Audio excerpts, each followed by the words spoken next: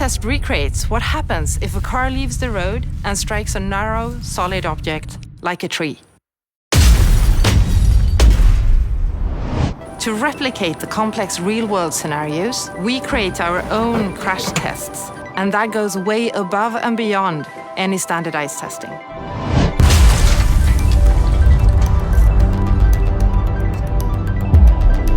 Upon impact, the car body of the EX60 is designed to absorb crash energy, keep the safety cage as intact as possible, and help protect the occupants. And now, with this car, we are introducing multi-adaptive safety belt. The multi-adaptive safety belt builds a real-time understanding of the occupant, such as the position, size, and shape, as well as the type of impact, to help provide the best protection for the situation.